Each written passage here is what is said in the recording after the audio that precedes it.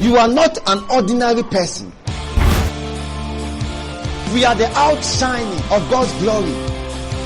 Don't let any circumstance have enough power to bother you. The Father has nowhere to stay than inside you and cannot express himself unless through your body.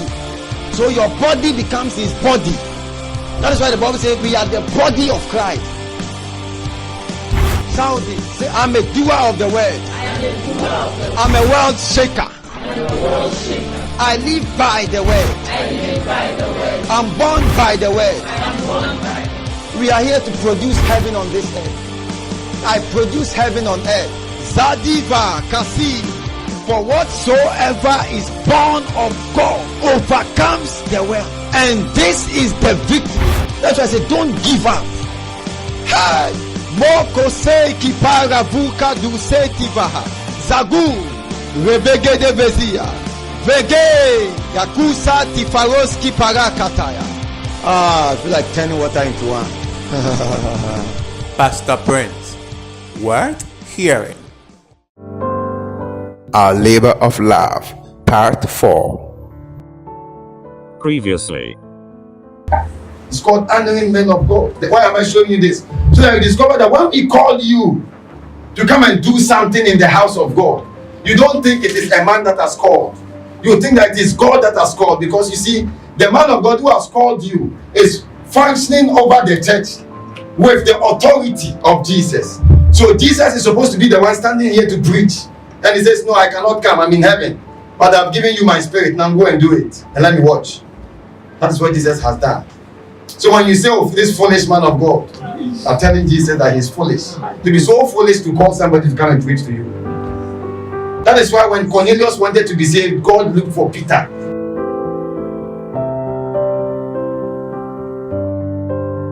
Shout hallelujah. Hallelujah.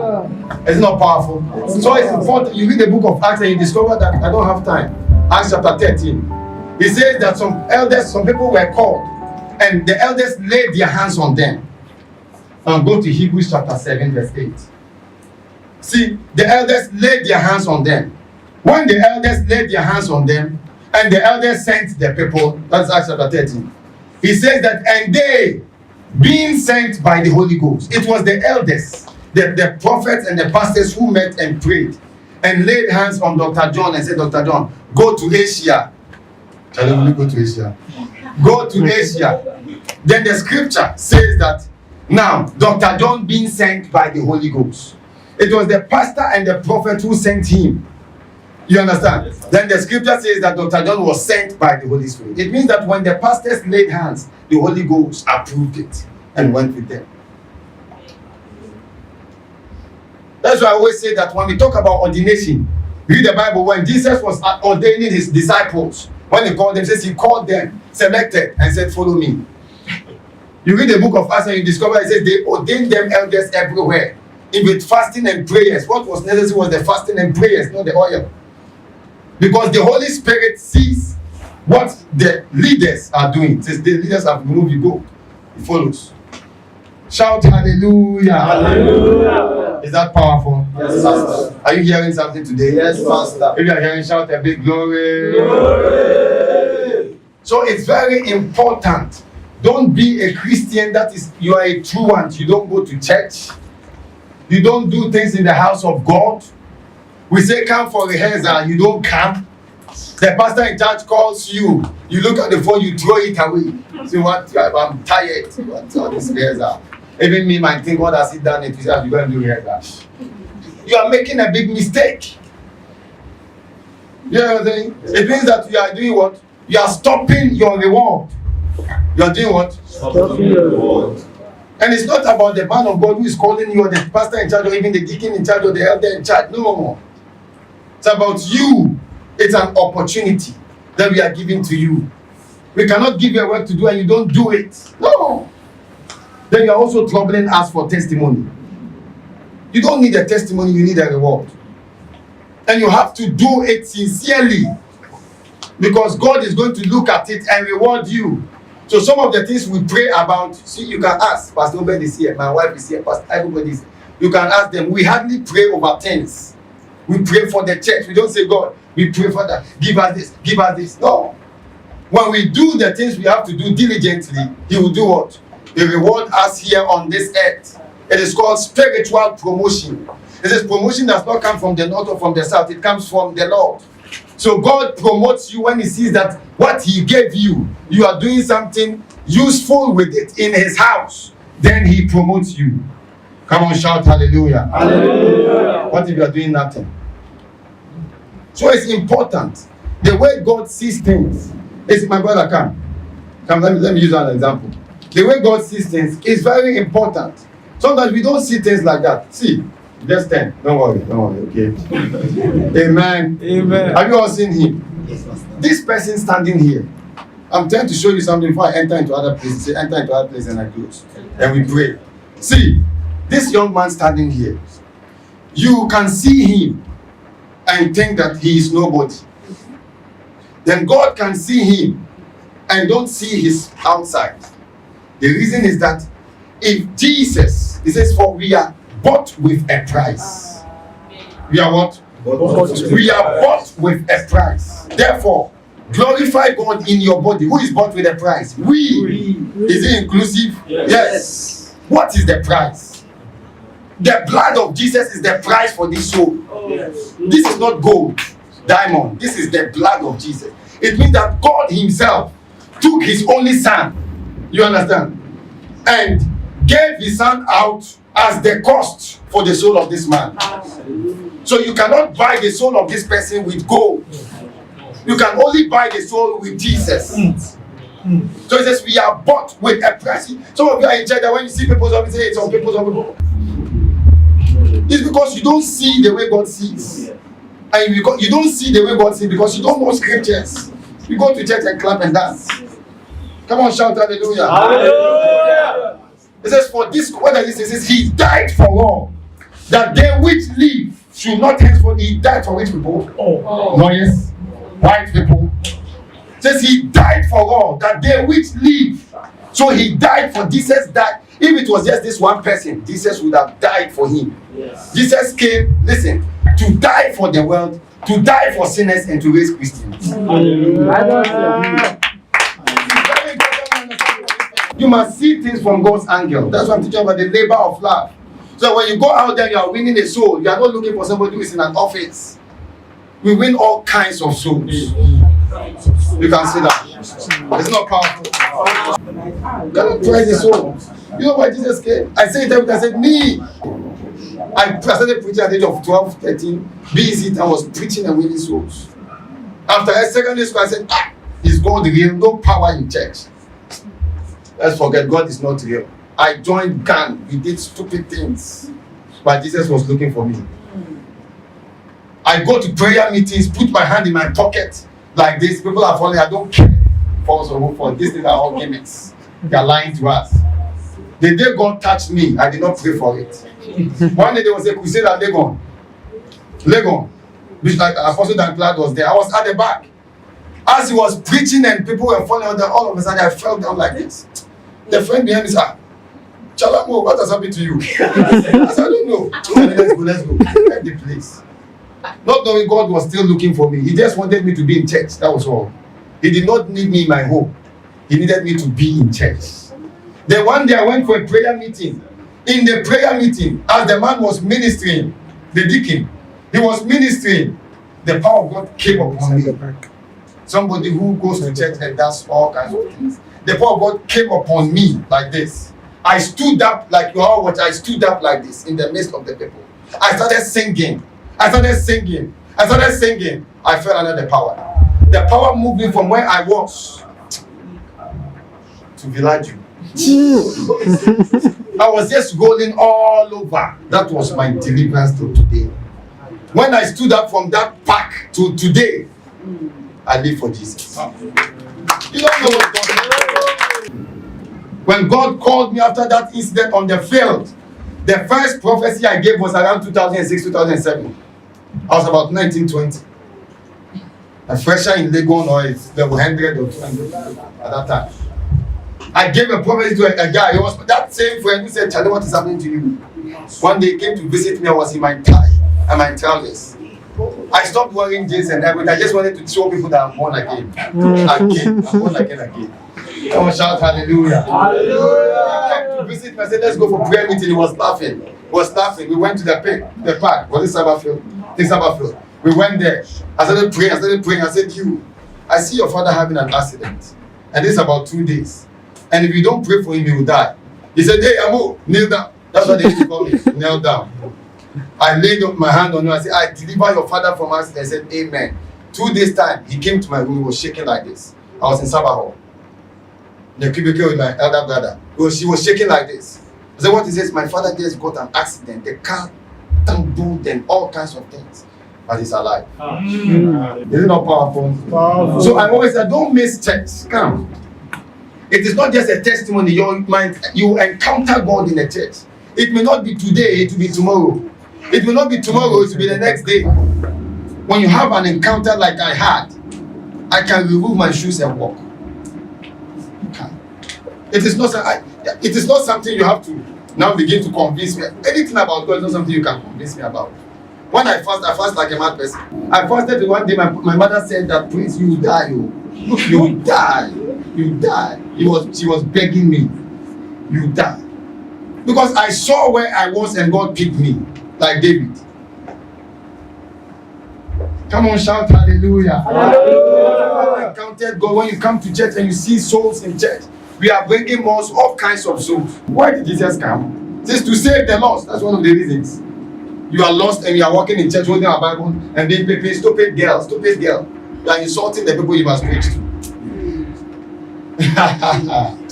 Oh, shout hallelujah. Hallelujah. The God of this world has blinded his mind, their minds. And you know through scripture that their minds that have been darkened by the God of this world, the devil, and you are insulting them and you go to church. When you understand this, you win souls. That's your friend that is not born again must come to church. You are in the house of God, you are doing something, you are doing it, you are happy. Say, I am happy. I'm happy to be a partner. I'm happy to be a singer. I'm happy to be the one who leads Bible studies. I say, what is all these Bible studies? The pastor is calling me like this. Every day he's calling me. Are you prepared? It says, for a day in thy courts is better than 1,000. I had rather be a doorkeeper in the house of my God. A doorkeeper. Who is keeping the door here?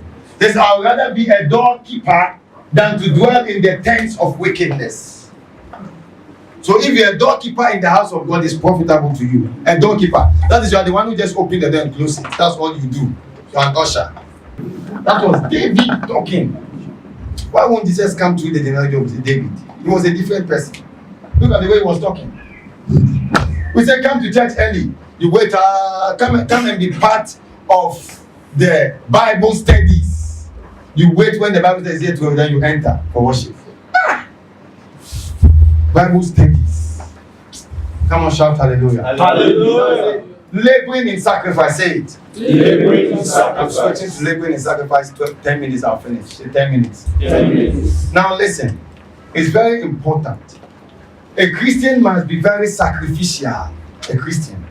You are born again, you must be very it means that you must learn to give in the house of God. See, you must be a giver in the house of God. Do you hear what I'm saying? Yes, Pastor. You must be what? A giver in the house of God. Don't ever think that when you are giving, what you give is too much. Don't ever think that. Don't ever do what? Think that. The Bible says that the gold is mine. It says the silver is mine. Haggai chapter 2 verse 8. So the gold belongs to God. The silver belongs to God. When we say give in the house of God, we are not saying give because you are coming to take care of God. Can you take care of God? No. The church belongs to God. You cannot take care of it, but it is God giving us an opportunity for Him to bless us. And you see, all of us here, we are different levels of blessings. Don't ever think you are not blessed because you're not driving a big jeep. No. The fact that demons don't chase you means that you are blessed. I don't know whether you understood that. Yes, Pastor. The fact that you are still working on this earth and even able to preach means that the Holy Ghost is preserving your life. We are all blessed. The fact that you have a job to do means that you are blessed. You see, so when we say give in the house of God, it is a privilege. It is an opportunity. When we say come and join partnership in the church, we are giving you an opportunity. We are giving you what? An opportunity. Come on, shout hallelujah. Hallelujah. Be a giver. Let me show you why. Hebrews chapter 11 verse 4. So sometimes you understand. See, Abraham was a blessed man. We talk about Abraham every time. James now teaches us that Abraham was not blessed just because of his faith, but Abraham was blessed because of his works. Come on, now we've heard that before. James says, show me your faith and I will show you your works. Then he says, Abraham was not blessed, James chapter 2. He says, Abraham was not blessed because of just his faith, but Abraham was blessed because of his works. Then he says, the harlot. Say harlot. Harlot. Rahab. Come on, God is not powerful. When God wanted to save one person in Jericho, it was a harlot. But it says the harlot was also delivered because of her works. When she kept the people of God, she kept the spies, she kept. Come on, shout hallelujah. Hallelujah. Hebrews chapter 11. Say, I'm getting ready to pray. I'm getting ready to pray. I'm laying a good foundation so that you can pray at any time. And you can correct yourself so that you don't say, I have prayed and prayed and prayed.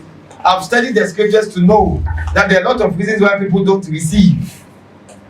Amen. Amen. A lot of reasons. What is it there? It says, by faith Abel offered unto God a more excellent sacrifice than Cain, which he obtained witness that was righteous. By faith Abel, God told Abel and Cain, go and sacrifice. When these two people were going to sacrifice, God did not say anything again. But God was looking at the kind of sacrifice they would give. They did not know. After they offered the sacrifice, now Paul gives us by revelation why that happened.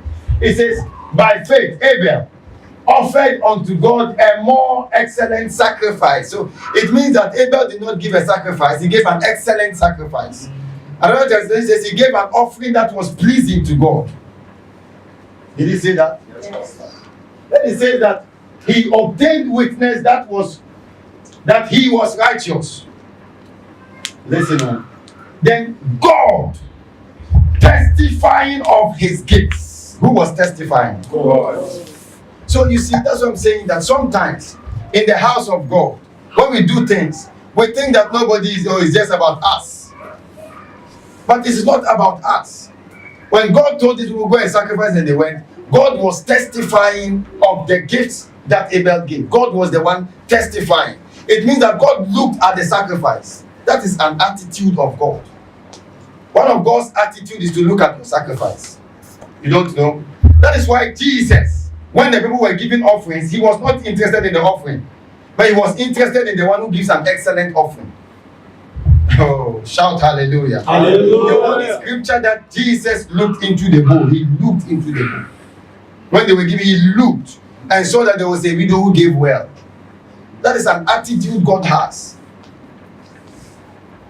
So when you give as a partner, you give as an offering, you give as anything, tithes, you give. When you give, don't give with the mentality of the man of God standing or whoever is standing to take. Give with the mentality that God has an attitude that He's watching. He's watching what you give and how you give it. Come on, shout hallelujah. Hallelujah. He watches what you give and how you give it. And that is also a labor of love. An expression of your love to God. Your giving is an expression of your love to God. Your giving. Are you following what I'm saying? Yes, Pastor. So it's very important. Don't give and become puffed up. I'm the one who gives. Anything they call me. Without me, they can do nothing. No. Give thinking that God is testifying of your gift. He's looking at it. He's going to bear with. He's going to talk about it. The scripture says no one gave a sacrifice and God smelled it. Oh, shout hallelujah. Hallelujah. Noah gave a sacrifice and God smelled it like this. And he said, I will not curse the ground again for man's sake. God. Is that not powerful? So you look at, I've heard people say that the scripture says sometimes when we are having a sacrifice, say, you can't, Pastor, I can't, you give this. You can't, you give this. You can't, you give this. And you see the people who go, I'm a thief. You give this. Are you touching my life? No. You are touching somebody else's life. You are spreading the gospel. The scripture says, send us around the world with the news of your saving power. It says, God gave his word, but great was the company that published it. So we need a great company to publish. Then we say join so that somebody will be touched. You should see that's a privilege. You do your suit well. It's powerful. I'm going to give today. It's not powerful. Because God is going to watch over that one to give you more. We are talking about givers. Making up your mind that God is looking at your sacrifice and you want to give. We must not struggle to preach the gospel when you are here and you can give. Come on, shout hallelujah. Hallelujah. You must not go outside there to look for people. You see those days when they do envelopes and they give to the Presbyterian and Pentecostal churches and they'll say, go on the streets, give them envelopes. Then we give envelopes. We say we are doing a harvest. One day a banker asked me, I said, do you do what? An end of year harvest. I said, what is the end of year harvest? Then I started checking and I said, there's an end of year harvest. Shout hallelujah. End of year harvest, they will take envelopes and give to people all around. Then you are distributing that. What a shame. We have people in church. What are they doing with their money? That we have to go out there and be distributing flyers to people who go to concerts and discos and all that to come and now help the church of Jesus. Because stingy people are in the church. It says, there is he that withholdeth and get nothing. You withhold, your testimony will be withheld. It says, there is he that withholds and gets nothing. And the one that scatters gets everything. That is giving. So be a financial, I'm not talking about body giving. And be a financial giver, a financial pillar. So you labor also in givings. You labor in givings. Come on, shout hallelujah. Join the World Changers family in the month of June 2019 for our special mid-year service, Atmosphere for Miracles with Pastor Prince. Theme, Ginomai, Making Things Happen. Coming on the 30th of June 2019 at Airport West Hotel, Accra.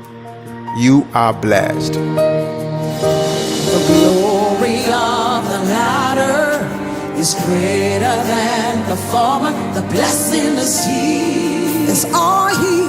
All here. There's another flow, abundance of favor.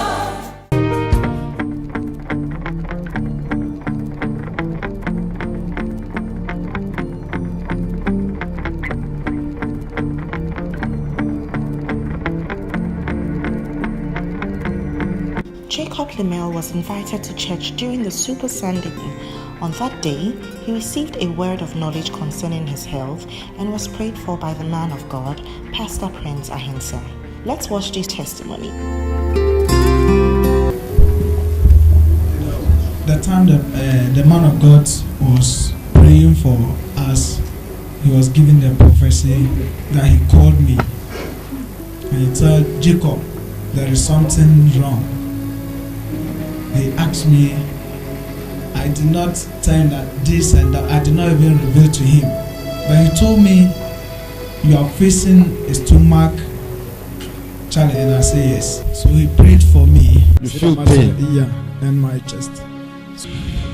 You are going to be healed right now. Go! Now, I could not say that maybe it has reduced or I'm no more having any stomach pains. Since hallelujah. Immediately, Pastor Papa finished praying for me. Everything has just disappeared. No more ginger, no more garlic. Wow. On another day in church, Jacob received another word of knowledge concerning his dwindling intelligence and was once again prayed for by Pastor Prince. After the stomach healing, I started coming to church. So there was a day, it started with Mama that prayed for me, and after that, Dada called me, Pastor called me and said, he mentioned my name Jacob, and I said that now I can see that you are finding difficult in learning. I see an attack concerning your intelligence. Concerning intelligence, I see somebody who is very intelligent, but lately it's like when you study, you don't know what happens. You can't catch it. That's happening, eh? You can't catch it. And sometimes you learn it, you want to remember, then you don't remember again. But you know you've learned it. And it's not that you're very intelligent, that people can ask you questions you can answer. But this time it's just recently. It's just recently. When you study, it doesn't stay. When I study, I can put the hand out and study, go back, come and out. But if I get to exams hall, I'll still be struggling.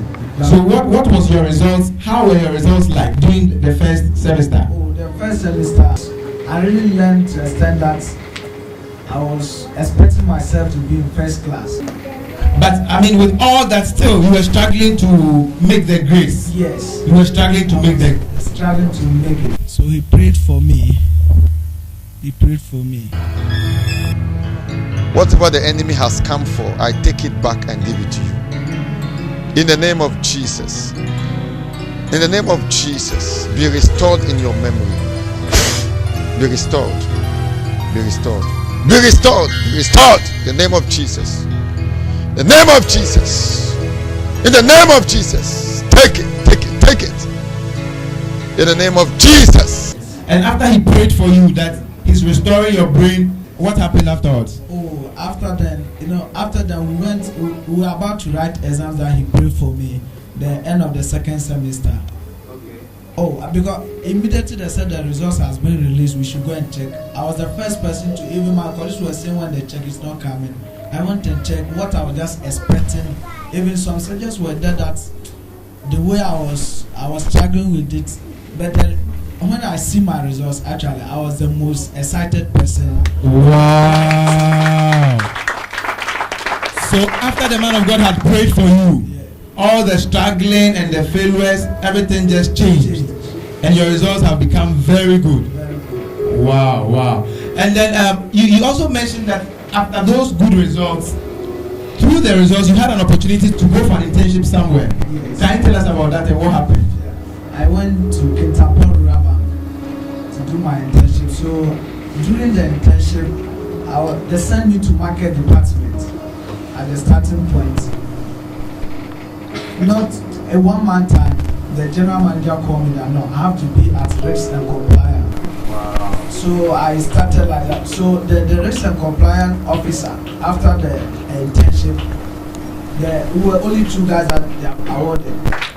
You said to me something this morning. You said that when your boss was appraising you, trying to give a report of you, he just wanted to mark you 5 for everything. Yes. But you felt it looked too fake. Because I think maybe it's just some part. Maybe I do not do attachment. I went there to pay money for them to do that thing. You know, if you pay money, that they'll be doing. They're just doing that for you. I'm doing that some places and they should reduce me. So you're actually telling your boss to reduce the excellence. Wow. So we also had to listen and reduce some. Wow, they have become very excellent. Hallelujah. Great God. Wow.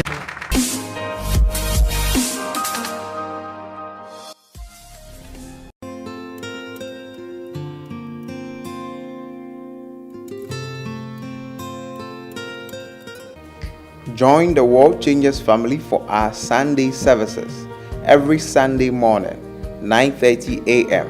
at Airport West Hotel, Accra. You are blessed.